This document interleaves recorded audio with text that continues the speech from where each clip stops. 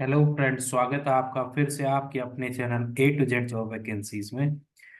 मैं लेके आया हूं आपके लिए उत्तराखंड एलटी 2024 के फर्स्ट पेपर की प्रिपरेशन की सीरीज। और इसमें मैं डिस्कस करने वाला हूं आज आपसे शिक्षण अभिरुचि यानी टीचिंग एप्टीट्यूड के यूनिट थर्ड हमने शुरू की थी शैक्षिक तकनीकी। इसी तरह से हम बाकी यूनिट्स पे भी जाएंगे, तो पहले शैक्षिक तकनीकी को खत्म करेंगे। और शैक्षिक तकनीकी में आज मैं आपके लिए ले आया हूँ इम्पोर्टेंट टॉपिक CAI, साथ में एक्टिविटी बेस्ड लर्निंग। और साथ में हम डिस्कस करेंगे कि कैसे करके CAI जो है वो इम्पोर्टेंट है। CAI यानी कंप्यूटर असिस्टेड इंस्ट्रक्शन, कंप्यूटर सहायक अनुदेशन जिसे कहते हैं। ये होता क्या है और कैसे ये जो है शिक्षा प्रणाली में सहायक है। इम्पोर्टेंट टॉपिक है ये, आप इस वीडियो को पूरा देखिए और ध्यान से देखिएगा। और साथ में मैं डिस्कस करूंगा एक्टिविटी बेस्ड लर्निंग, जो कि आज की डेट का फेमस लर्निंग वे है, जिसे कहते हैं गतिविधि आधारित सीखना। तो बहुत इंपॉर्टेंट क्लास आपके लिए आज होने वाली है। और इसके बाद में आप बहुत से लोगों की डिमांड थी कि आईसीटी पे वीडियो चाहिए, तो आईसीटी की वीडियो में इसके बाद जस्ट आपकी क्लास सिक्स्थ में लेके आऊंगा। आईसीटी थोड़ा सा लंबा टॉपिक है, तो हो सकता है 2 क्लासेस में कंप्लीट हो। कोशिश करूंगा कि समराइज करके एक ही क्लास हो, वरना 2 क्लास में पूरी डिटेल से आपको बता दिया जाएगा। आईसीटी, आईसीटी के अंदर बहुत सारी चीजें आएंगी। इस एजुकेशनल टेक्नोलॉजी यूनिट का आधा पार्ट आप सोच के चलिए आईसीटी ही है। तो चलिए स्टार्ट करते हैं आज की इस क्लास को। तो सबसे पहले आपको फुल फॉर्म पता होना चाहिए CAI का। तो जो CAI है इसकी फुल फॉर्म होती है कंप्यूटर असिस्टेड इंस्ट्रक्शन, जिसे हिंदी में कहा जाता है कंप्यूटर सहायक अनुदेशन। तो आपने अनुदेशन पढ़ा होगा, अभिकर्मित अनुदेशन भी पढ़ा होगा। नहीं पढ़ा है तो आप जरूर पढ़ लीजिए, मैं आपको पढ़ाऊंगा बाद में, वहां भी देख लीजिएगा। तो क्या होता है देखिए, वर्तमान समय में जो है किसका युग है, कंप्यूटर का युग है। तो कंप्यूटर सहायक अनुदेशन एक ऐसे अनुदेशन की ओर संकेत करता है जिसे कंप्यूटर तकनीकी सहायता से संचालित किया जाता है। जनरली जो है अब तक आपने देखा होगा कि अनुदेशन किसी व्यक्ति द्वारा दिया जाता है, लेकिन यदि अनुदेशन जो है किसके द्वारा दिया जाए, कंप्यूटर तकनीकी की सहायता से दिया जाए, तो उसे कहते हैं कंप्यूटर सहायक अनुदेशन। अब कैसे कंप्यूटर जो है किसी को अनुदेशन दे सकता है, इसके बारे में देखते हैं। तो इसे शिक्षण मशीन तथा अभिकर्मित अनुदेशन से एक कदम आगे के नवाचार के रूप में जाना जाता है। यह एक ऐसे आधुनिक नवाचार को हमारे सामने प्रस्तुत करता है जिससे शिक्षण मशीन या अभिकर्मित अनुदेशन के समक्ष नहीं ठहराया जा सकता है। इसका क्षेत्र, तकनीकी आयाम इन दोनों की तुलना में अधिक व्यापक है। तकनीकी या आयाम इन दोनों के तुलना में अधिक व्यापक है। अब देखिए क्या होता है, आपने आजकल आर्टिफिशियल इंटेलिजेंस का जमाना देखा होगा। उसी वो जो आर्टिफिशियल इंटेलिजेंस है वो भी एक कंप्यूटर सहायक अनुदेशन है। आप क्या करेंगे, अगर एआई को आप देखेंगे तो एआई बेस्ड लर्निंग क्या है। आप अगर किसी पाठ योजना बना रहे हैं, सपोज करो सबने बीएड में जो है लेसन प्लान बनाया होगा, तो अगर आप एआई पे जाते हैं वहां पे जस्ट सर्च करते हैं कि lesson plan on suppose water है, वाटर कंजर्वेशन है, तो आपको वाटर कंजर्वेशन का पूरा लेसन प्लान मिल जाएगा। शिक्षण रुचि क्या है, शिक्षण विधियां कैसे अप्लाई होंगी। दिस इज कॉल्ड कंप्यूटर सहायक अनुदेशन। ऐसा अनुदेशन जो किसके माध्यम से दिया जाए, कंप्यूटर के माध्यम से दिया जाए, जिसमें सारे के सारे तकनीकी सहायता प्राप्त की जाए, उसे कहते हैं कंप्यूटर असिस्टेड इंस्ट्रक्शन। जैसे आपको सपोज करो आजकल कुछ भी चीज जानना है तो आप गूगल करते हैं, ये भी एक कंप्यूटर सहायक अनुदेशन का टाइप है। आपने गूगल पे टाइप किया how we make lesson plan, वहां आपको दिख जाएगा। क्या है, कौन आपको अनुदेशन कर रहा है लेसन प्लान बनाने के लिए, कौन इंस्ट्रक्शन दे रहा है आपको कि ये करना चाहिए, कंप्यूटर दे रहा है। तो दिस इज कॉल्ड कंप्यूटर सहायक अनुदेशन। अब क्या था देखिए, पहला व्यावसायिक कंप्यूटर 1951 में गणना ब्यूरो सिनेसिस ब्यूरो द्वारा प्रयोग में लाया गया। पहला CAI प्रयास जो कंप्यूटर असिस्टेड इंस्ट्रक्शन है, इसका प्रयास 1961 में हुआ जब इलोनेसिस विश्वविद्यालय ने स्वचालित शिक्षण प्रक्रिया के लिए अभिक्रमित तर्क को विकसित किया, और इस प्रकार से सामान्य शिक्षा में कंप्यूटर का प्रयोग सन 1960 के आसपास प्रारंभ हुआ। तो शिक्षा में जो है कंप्यूटर का उपयोग मतलब एक तरह से लगभग लगभग 1960 के आसपास माना जाता है। भले शिक्षा में बहुत पहले से भी कंप्यूटर चल रहे होंगे। और सीएआई का जो प्रथम प्रयास किया गया वो 1961 में किया गया, और ये इलोनिसिस विश्वविद्यालय में, यूनिवर्सिटी ऑफ इलोनिसिस, स्वचालित शिक्षण प्रक्रिया के लिए अभिक्रमित तर्क को विकसित किया गया। अब क्या हुआ देखिए, जब आप सीआई की बात करते हैं तो अभी आपको थोड़ा आधा आधा सा लग रहा होगा कि सीआई आप पूरा नहीं समझ पाए हैं। तो अब आप समझिए, देखिए यहां से क्या है कंप्यूटर सहायक अनुदेशन। तो कंप्यूटर सहायक अनुदेशन के उद्देश्यों को निम्नलिखित प्रकार से प्राप्त किया जा सकता है। इसके जो उद्देश्य हैं उनको हम कैसे प्राप्त कर सकते हैं उस पर डिस्कस करते हैं। अभी मैं आपको बताऊंगा कि कंप्यूटर सहायक अनुदेशन के उपयोग क्या है। जब आप इसके उद्देश्य और इसके उपयोगों को समझ पाएंगे तो आपको पूरा सीएआई कंप्लीट क्लियर हो जाएगा। अब देखिए क्या है। तो इसका उपयोग क्या है, ड्रिल एंड प्रैक्टिस। उद्देश्य, इसके अंतर्गत विद्यार्थी की शिक्षण कौशल पर निरंतर अभ्यास के अवसर प्रदान किए जाते हैं, जिससे उसके पूर्व शिक्षण कौशल का स्वामित्व हो जाए। देखिए क्या होता है, ड्रिल एंड प्रैक्टिस होती है। अभी आप देखिए, आप बहुत सारे क्विज कर रहे होंगे, ये भी एक कंप्यूटर सहायक अनुदेशन का रूप है। आप क्विज कर रहे हैं, आपकी डेली प्रैक्टिस हो रही है, ड्रिलिंग हो रही है। तो ये किसकी हेल्प से हो रही है, सीएआई की हेल्प से। ट्यूटोरियल्स, इसके अंतर्गत विद्यार्थियों को सूचना का प्रस्तुतिकरण किया जाता है। इस कार्य के विभिन्न रूपों जैसे ड्रिल एंड प्रैक्टिस, खेल और अनुकरण में विस्तारीकरण करते हैं। आपको ट्यूटोरियल्स दे दिए जा रहे हैं सीएआई की हेल्प से। खेल, खेल सॉफ्टवेयर के माध्यम से विद्यार्थी द्वारा विषय वस्तु में अधिकाधिक अंक लाए जाते हैं, ये तो आपको पता ही है। अनुकरण, अनुकरणीय सॉफ्टवेयरों के माध्यम से विद्यार्थियों को जीवंता तथा वास्तविक जीवन से लगभग परिचित करवाया जा सकते हैं।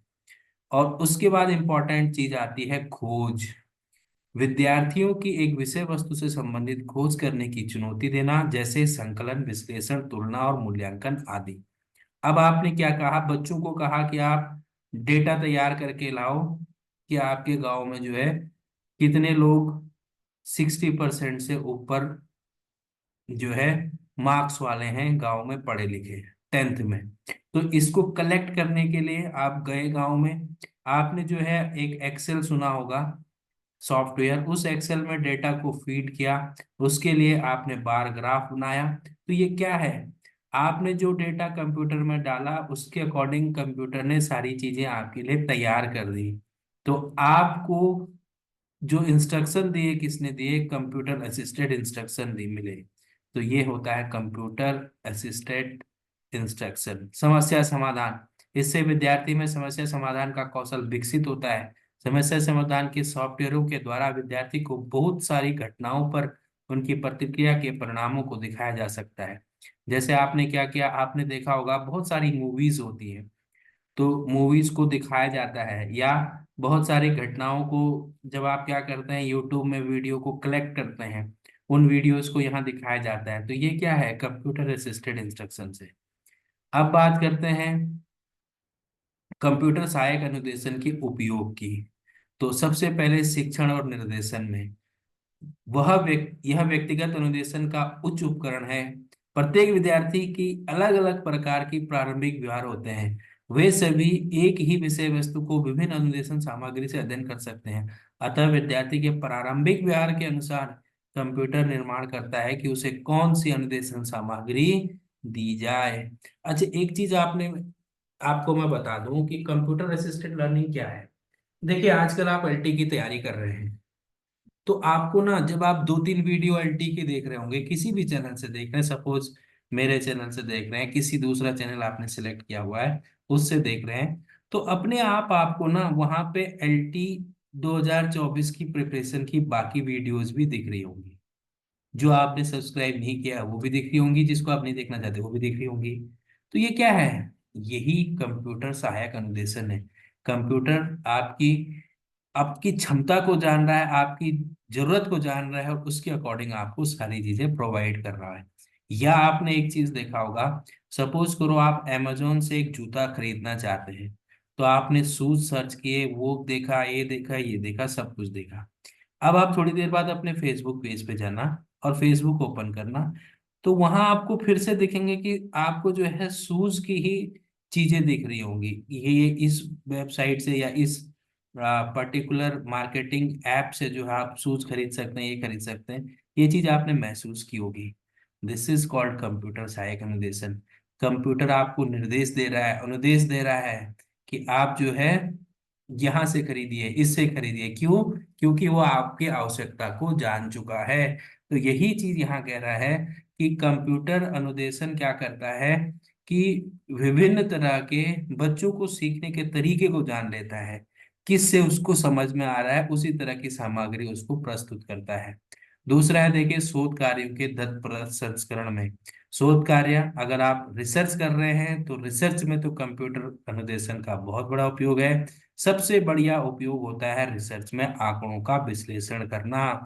जो मैंने आपको बताया, एमएस एक्सेल आपको जो है ग्राफ बना के दिखा देगा ये। आप क्रिकेट मैच में देखते होंगे कि इतने ओवर में इतने रन बने, इतने ओवर में इतने रन बने, उसका एक बार ग्राफ दिखा दिया आपको। तो ये भी कंप्यूटर सहायक अनुदेशन का पार्ट है। आगे बात करते हैं परीक्षा पद्धति में, एग्जाम लेने में, रिजल्ट तैयार करने में, ये सारी चीजों में किसका प्रयोग किया जाता है? कंप्यूटर सहायक अनुदेशन का। शैक्षिक निर्देशन और परामर्श में, अब ये इंपॉर्टेंट है, देखिए, शैक्षिक अनुदेशन और परामर्श में कैसे करता है? कंप्यूटर निर्देशन और परामर्श में भी बहुत महत्वपूर्ण भूमिका निर्वाह करता है।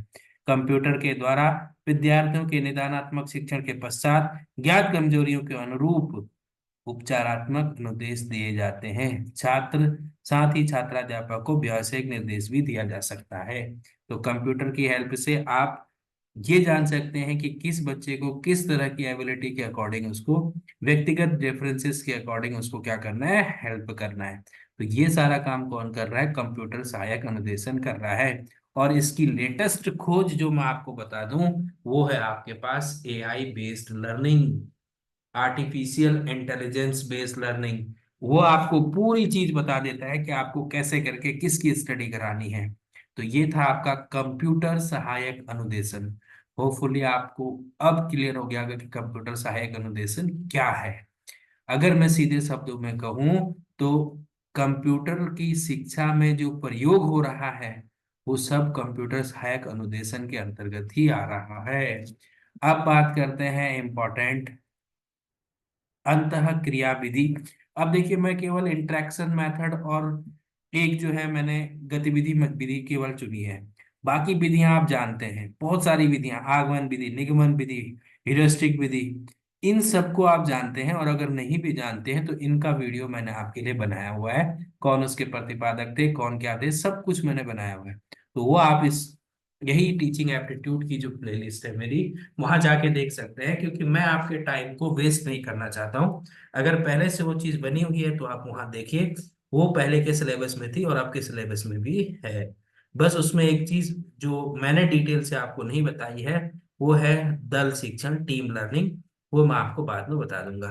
तो इंटरेक्शन मेथड जो है उसमें नहीं था, इसलिए मैं आपके लिए लेके आया हूँ। इसकी मैं इंपॉर्टेंट चीजें आपके लिए आऊं कि क्योंकि ये आप जानते हैं इंटरेक्शन मेथड क्या होता है। अंतःक्रिया विधि, अंतःक्रिया की विधि का मतलब होता है जब हम छात्रों के साथ आपस में क्या करते हैं? इंटरेक्ट होते हैं। ऐसा नहीं कि वन वे लर्निंग हो, हमेशा लर्निंग क्या होनी चाहिए? टू वे लर्निंग होनी चाहिए, चाइल्ड सेंटर्ड होनी चाहिए वर्तमान समय में। अब जो है, ये जो इंटरेक्टिव मेथड्स होते हैं ये चार तरह से होते हैं जो कक्षा में प्रयोग होते हैं। टीएलआई, टीचर लर्निंग इंटरेक्शन, अध्यापक विद्यार्थी अंतःक्रिया, एलएलआई, इस पे बहुत ज्यादा फोकस है आज की डेट में, एलएलआई पे, यानी लर्नर लर्नर इंटरेक्शन, विद्यार्थी विद्यार्थी अंतःक्रिया। इसका मतलब क्या है? आज के जमाने में कहा जाता है कि बच्चा टीचर से ज्यादा नहीं सीखता है, बल्कि अपने साथ में जो उसका क्लासमेट है, सहपाठी है, उससे सीखता है। तो इसलिए लर्नर लर्नर इंटरेक्शन जो है वो इम्पोर्टेंट रोल प्ले करता है आज की डेट में। नेक्स्ट है आपके पास टीचर मटेरियल इंटरेक्शन, टीएमआई, अध्यापक सामग्री अंतःक्रिया। अब आप कहेंगे कि अध्यापक सामग्री अंतःक्रिया क्या है?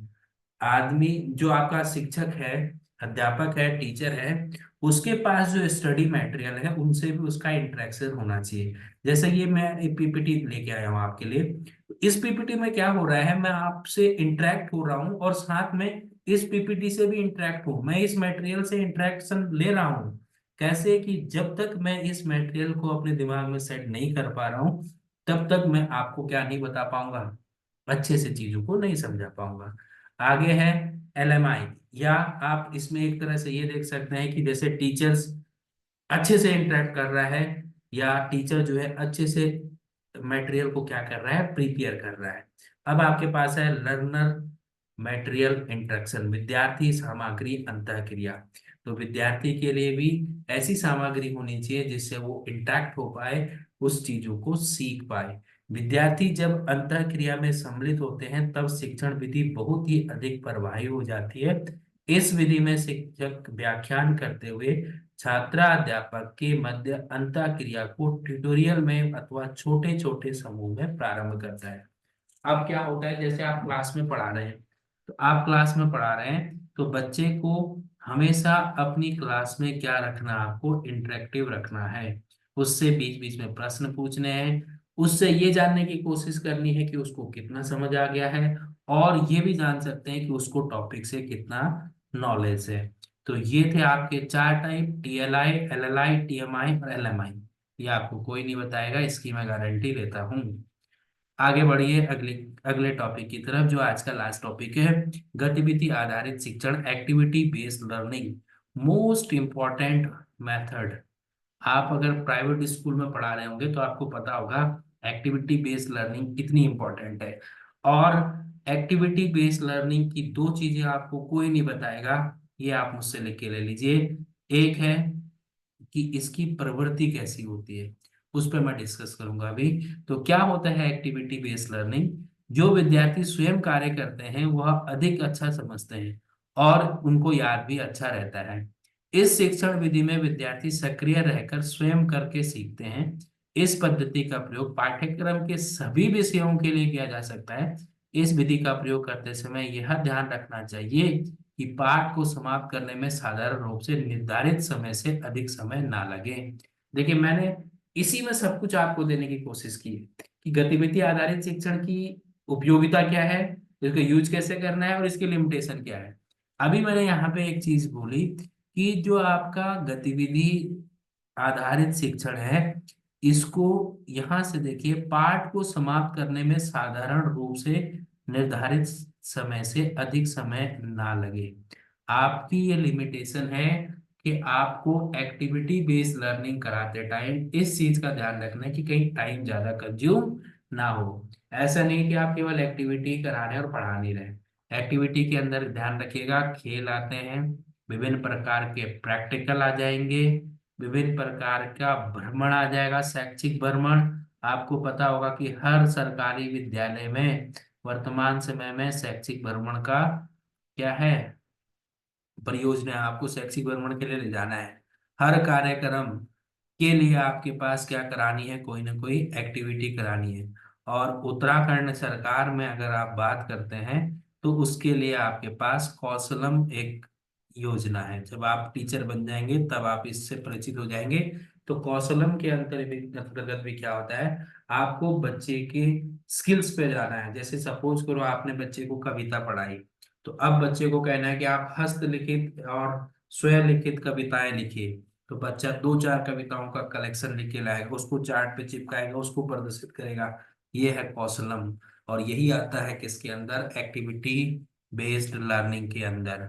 अब बहुत इंपॉर्टेंट चीज है कि एक्टिविटी बेस्ड लर्निंग जो है उसकी दो महत्वपूर्ण प्रवृत्तियां हैं जिन पे वो आधारित होती है।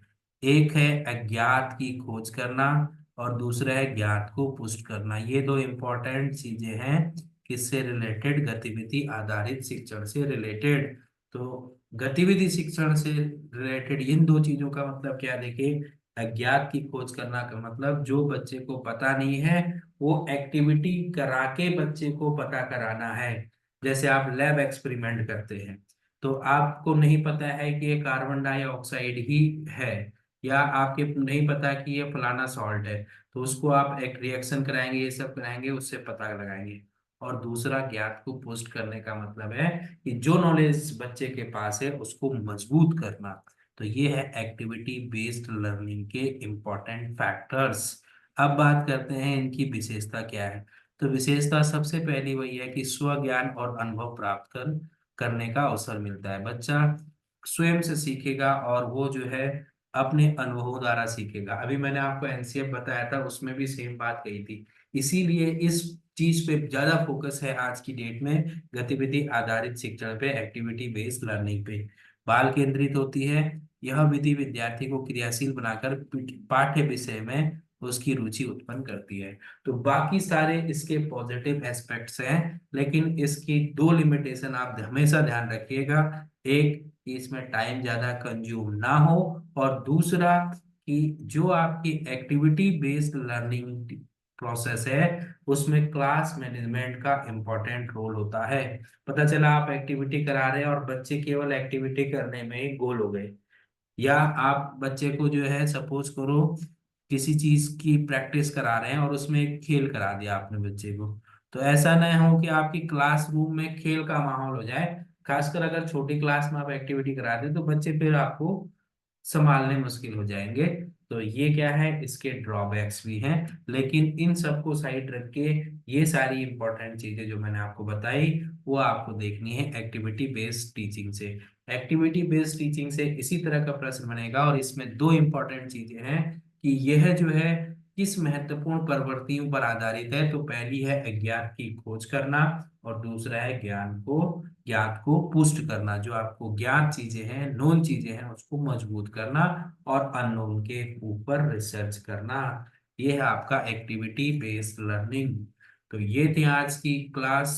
अब मैं आपके नेक्स्ट क्लास लेके आऊंगा आईसीटी की। होपफुली कि आप एजुकेशन टेक्नोलॉजी जैसे डिफिकल्ट चीज को इजी वे में समझ पा रहे होंगे मेरे चैनल यानी A to Z job vacancies के साथ। मैं आपके लिए आऊंगा एक नई वीडियो में, तब तक आप बने रहिए चैनल के साथ, और चैनल को लाइक शेयर और सब्सक्राइब करना मत भूलिए। All the best, good luck, good bye.